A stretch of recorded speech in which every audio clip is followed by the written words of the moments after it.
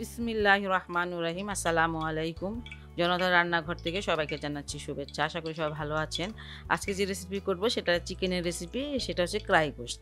সেজন্য এখানে আমি দিয়ে দিয়েছি ৪ চামচ সয়াবিন তেল, দিচ্ছি ৪টা দারুচিনি, ২ টুকরো আর এলাচ দানা দিয়েছি ৪টা।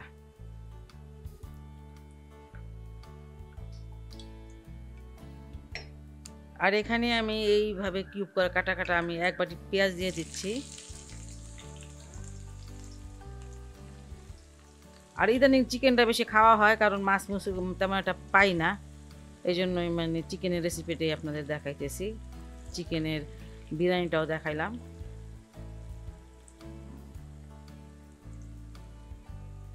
এখানে ১ চামচ আছে আদা। এটা পেস্ট না, আদাটা আমি গ্রেট করে নিয়েছি। আর গ্রেট করা আদাই দেওয়া লাগবে, ভালো লাগে তাহলে খেতে। আর এখানে ২ চামচ আছে রসুনের, গ্রেট করা রসুন। পেঁয়াজের সাথে এটাও একটুখানি ভেজে নেব।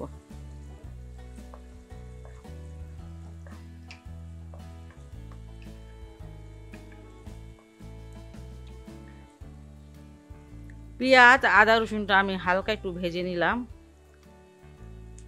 এবার এখানে আমি চিকেন দিয়ে দিব। আমি ৮০০ গ্রাম চিকেন নিয়ে নিয়েছি। এটা খুব ভালো করে ধুয়ে পানি ঝরিয়ে নিয়েছি, যাতে পানিটা না থাকে।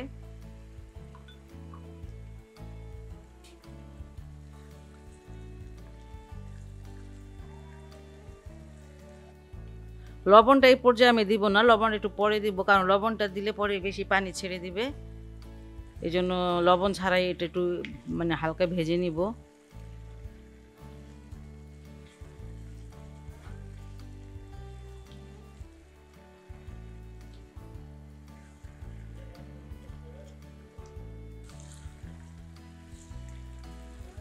ফুল আছে, এটাকে আমি প্রায় ৬ মিনিট এটাকে আমি ভাজলাম। ভাজা তো ঠিক না, এরকম আর করলাম, দেখলে বুঝতে পারতেছেন ভাজাই করেছি।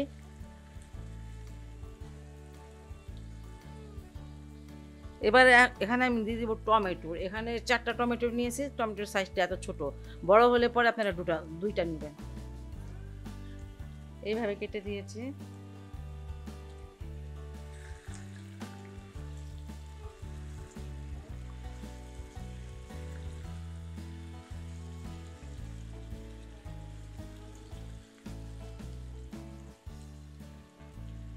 এখানে আমি ২ চামচ দই দিয়ে দিলাম।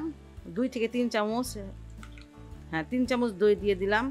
দইটা যদি আপনার কাছে নাই থাকে তাহলে দেওয়ার কোনো দরকার নাই। আমার তো দই আছে, এই জন্য আমি দিলাম। দইটা দিলে এটা রেজাল্টটা খুব ভালো আসে। যাই হোক, আর এখানে ৩টা মরিচ আছে, কাঁচা মরিচ, এটা ভেঙে দিলাম। এই মরিচটা একদমই ঝাল না, তারপর ফ্লেভারের জন্য দিলাম।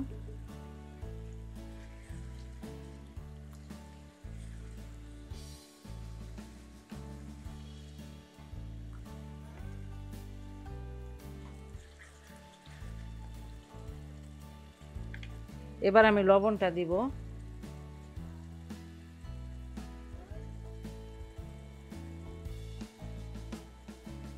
স্বাদ মতো লবণটা দিয়ে দিলাম। এবার মশলাগুলো দেব। এখানে আধা চামচ হলুদের গুঁড়া, মরিচের গুঁড়া ১ চামচ, ধনিয়ার গুঁড়া ১ চামচ, সরি এটা ধনিয়ার গুঁড়া, এটা জিরার গুঁড়া। এইটা হচ্ছে ধনিয়ার গুঁড়া, ওটা ভাজা জিরার গুঁড়া দিলাম। আর এখানে চিলি ফ্লেক্স আছে, এটা হচ্ছে আধা চামচ।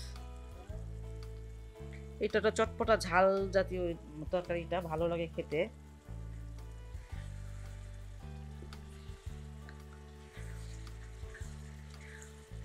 এটা আমি খুব ভালো করে কষিয়ে নিব, একটু সময় নিয়ে, কারণ টমেটোগুলো গলবে আর ঝোলটাও একদম শুকনো শুকনো হবে। ওই পর্যন্ত আমি এটাকে কষিয়ে নিব।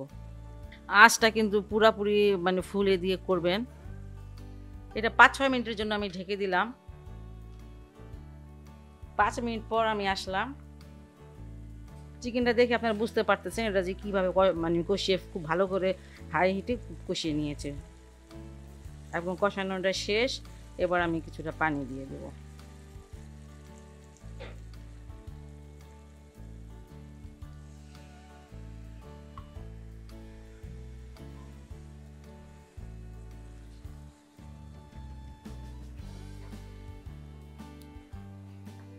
খুব সুন্দর একটা ঘ্রাণ বের হয়েছে। আসলে চিকেন আমরা অনেক রকম করে খেতে পারি। আমি তো চিকেনই বেশিরভাগ রান্না করতে হয়। বাচ্চারা যদিও আমার বাচ্চারা সব বড়, কিন্তু তারপরে ওরা মাছটা একটু কমই খায়, আর মাছ পাইও না আমি। যাই হোক, আপনারা যদি চান যে আমি আরও চিকেনের রেসিপি দেই বিভিন্ন রকম, তাহলে আপনারা আমাকে লিখতে পারেন, তাহলে আমি অবশ্যই দিব। একই চিকেন একই রকম খেতে খেতে ভালো লাগে না, এটা একটু ভিন্ন ধরনের করলে টেস্টটা একদমই অন্যরকম হয়ে যায় এবং খেতেও খুব ভালো লাগে। যাই হোক, এখানে আমি 200 গ্রাম পানি দিলাম।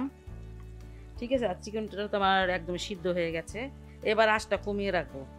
এখানে আমি দিয়ে দিচ্ছি গরম মশলার গুঁড়া, সেটা আধা চামচ হবে। এই মশলার গুঁড়ার রেসিপিটা আমার চ্যানেলও আছে।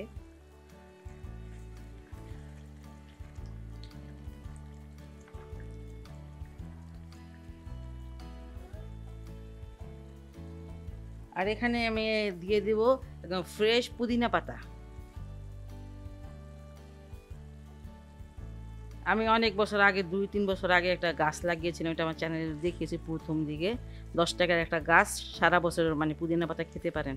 সেই গাছটা মাশাআল্লাহ এখনও আছে, আর এখনও মানে আমরা খাই, আশেপাশে মানে মানুষও একটু নেয়।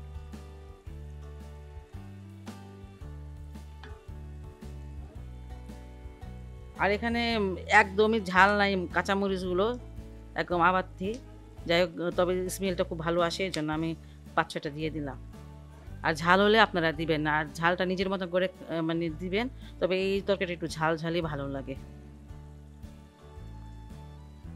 বাস এইভাবে আমি 3-4 মিনিট একটু রেখে দিব, হালকা আছে, একদম কম আছে।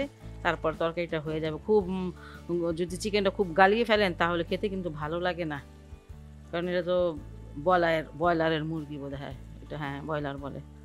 এটাকে এখন আমি ঢেকে দেব 3 থেকে 4 মিনিটের জন্য।